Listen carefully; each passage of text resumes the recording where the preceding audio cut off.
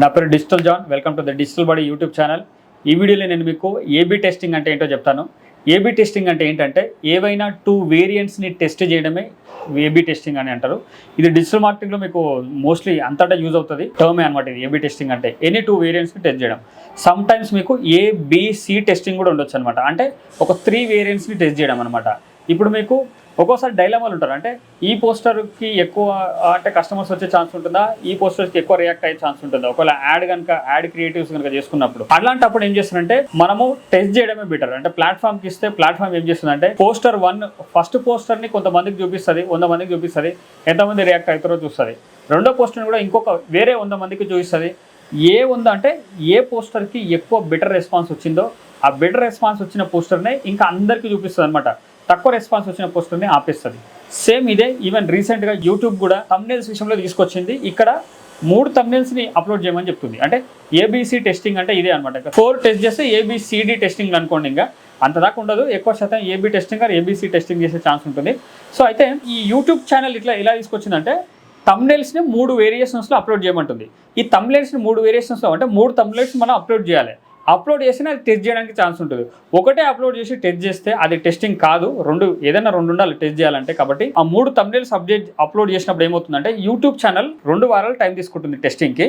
ఈ 2 వారాల్లో అది ఎట్ ఏ టైం వీళ్ళు ఏం చేస్తుందంటే ఒక థంబ్నెయిల్ కొంతమందికి చూపిస్తుంది, ఒక థంబ్నెయిల్ కొంతమందికి యూజర్స్ చూపిస్తుంది, ఇంకో థంబ్నెయిల్ కొంతమందికి యూజర్స్కి చూపిస్తుంది. బెటర్ క్లిక్ త్రూ రేట్ ఏ థంబ్నెయిల్కి వస్తుందో, అంటే ఏ థంబ్నెయిల్కి అయితే ఎక్కువ క్లిక్స్ పడతాయో ఆ 2 వారాల తర్వాత ఇంకా అదే థంబ్నెయిల్ ఫిక్స్ అయిపోయి అందరికీ అదే థంబ్నెయిల్ చూస్తారు. సో ఇది బెటర్ అనుకోవచ్చు. ఎందుకంటే మీరు ఎంత బాగా డిజైన్ చేయొచ్చు థంబ్నెయిల్, దీనికి ఎక్కువ క్లిక్స్ ఇస్తాయని మనం అనుకోవచ్చు. కానీ మనం అనుకోవడం వేరు, ప్లాట్ఫామ్ అసలు డేటాతో రావడం వేరు. కాబట్టి బెటర్ మీరు ప్రతి థంబ్నెయిల్ మీరు 3 వేరియేషన్గా అప్లోడ్ చేస్తే అదే ప్లాట్ఫామ్ డిసైడ్ చేయనివ్వండి. నేను ఒకసారి ఇలాగే అనుకున్నాను. ఒక థంబ్నెయిల్ నేను ½ అన్ అవర్ డిజైన్ చేసిన, ఫోటోషాప్లో ½ అన్ అవర్ డిజైన్ చేసిన. జస్ట్ ఈ ఏబిసి టెస్టింగ్ చేయడం కోసమే ఇంకో 2 థంబ్నెయిల్స్ని క్యాన్వాలో జస్ట్ కొన్ని సెకండ్స్లో డిజైన్ చేశాను. అది ఎందుకు డిజైన్ చేశానంటే అవి బాగుంటాయని కాదు, ఏదో ఓకే ఇదే థంబ్నెయిల్ విన్ అవుతుందేమో, మిగతావి జస్ట్ ఒక 3 అప్లోడ్ చేయాలి కాబట్టి 3 నేను అప్లోడ్ చేయడం కోసం వాటికి తక్కువ టైం కేటాయించి నేను అప్లోడ్ చేశాను. తర్వాత 2 వీక్స్ తర్వాత డేటా చెక్ చేస్తే ఆ కొన్ని సెకండ్స్లో చేసిన క్యాన్వా థంబ్నెయిలే అది ఎక్కువ క్లిక్ త్రూ రేట్ వచ్చింది. ఎక్కువ క్లిక్స్ రావడం వల్ల అదే విన్ అయింది.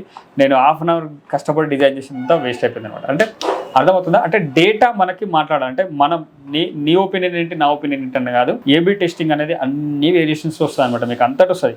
ల్యాండింగ్ పేజెస్లోకి వస్తుంది. ల్యాండింగ్ పేజ్లో ఫామ్ బటన్ వస్తుంది. బటన్కి కాల్ టు యాక్షన్ ఏం పెడతామో వస్తుంది. కాల్ టు యాక్షన్కి అంటే ఆ టెక్స్ట్ కూడా కావచ్చు. గెట్ ఏ కాల్ బ్యాక్ పెడితే బెటరా, సబ్మిట్ పెడితే బెటరా, ఆ గెట్ కోట్ అని పెడితే బెటరా, ఆ గెట్ ప్రైజ్, ఇవన్నీ అనమాట. అంటే అటువంటివి కానీ ఏబీ టెస్టింగ్ ఎప్పుడైనా ల్యాండింగ్ పేజ్లో ఏమైనా చెక్ చేస్తున్నప్పుడు మీరు ఎన్ని 2 వేరియేషన్స్ 1, 2 ఒకటే చెక్ చేయాలన్నమాట. ఏదన్నా అంటే ఒక కలర్ అనుకుంటే ఈ కలర్ పెట్టి కొంత చెక్ చేయాలి, ఇంకో కలర్ పెట్టి చెక్ చేయాలన్నమాట. సో అలా మల్టిపుల్ చేంజెస్ చేశారనుకోండి, ఏ చేంజ్ వల్ల మీకు రిజల్ట్స్ బెస్ట్ వచ్చాయనేది మీరు ఐడెంటిఫై చేయడం ప్రాబ్లం అవుతుంది. అందుకు ఏబీ టెస్టింగ్ అంటే ఏబీ టెస్టింగ్ ఎప్పుడు చేస్తున్నా సరే ఏదర్ 1 or 2 చేంజెస్ చేస్తే వాళ్ళు చెక్ చేస్తుంటారు అనమాట. It can be any variants. ఒకవేళ ఫేస్బుక్ యాడ్స్లో కనుక చూసినట్లయితే మీరు క్రియేటివ్స్ని ఏబీ టెస్టింగ్ చేయొచ్చు, ప్లేస్మెంట్స్ని ఏబీ టెస్టింగ్ చేయొచ్చు, ఆడియన్స్ని ఏబీ టెస్టింగ్ చేయొచ్చు. ఇలా ఉన్నాయన్నమాట. ఇంకా చాలానే ఉంటాయి. చెప్పాను కదా ఇది అంతటి వస్తుందని.